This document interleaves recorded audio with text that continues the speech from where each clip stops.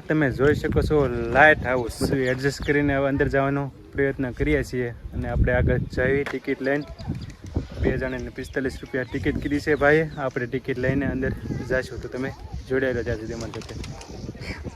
હવે આપણે અહીંયા લાઇટ હાઉસમાં કદાચ ટિકિટ લેવાની છે તો આપણે પૂછીએ ત્યાંની ટિકિટ.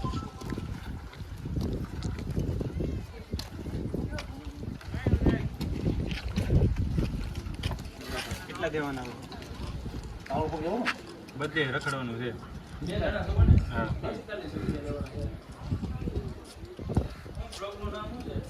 પીસ બ્લોગર જો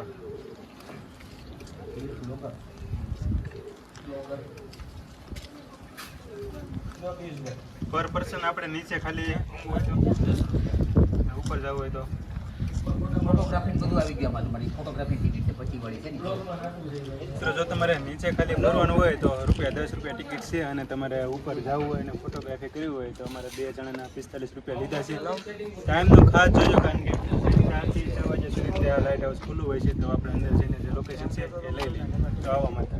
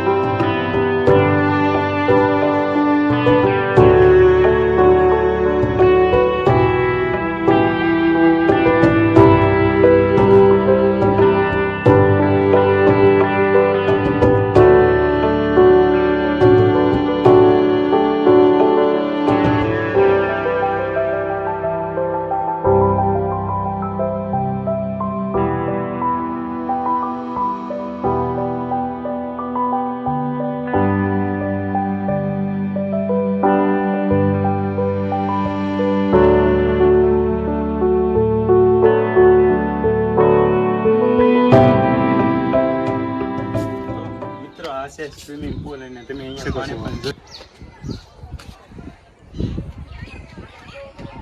લાગે ને પણ રાજાના મહેલ જેવું ખૂબ જ મજા આવેલી જગ્યા છે ને. તમે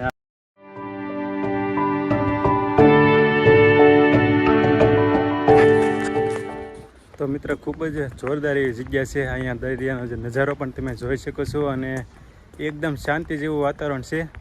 તો અહીંયા આપણે ભવાનીમાં આવો તો ત્યાંથી 5 થી 10 કિલોમીટર જેટલું દૂર છે. તો અહીંયા પણ જરૂર એકવાર મુલાકાત લેજો. છોકરાઓને એન્ટરટેન માટેના પણ થોડાક સાધનો છે પણ આપણે એ પણ આગળ જોઈએ.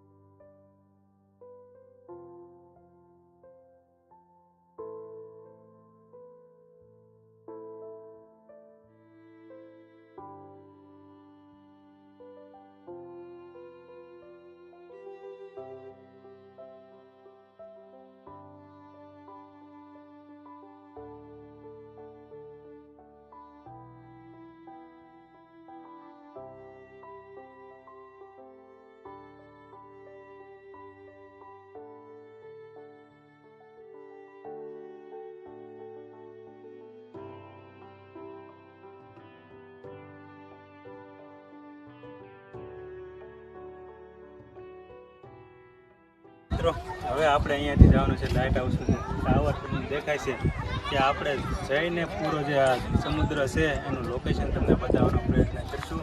તો તમે આવો અમારી સાથે, આપણે જઈશું લાઇટ હાઉસ ટાવર જોવા.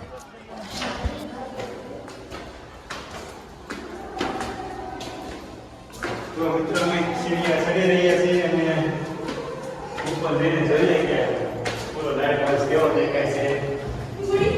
આપણે મળીએ ઉપર.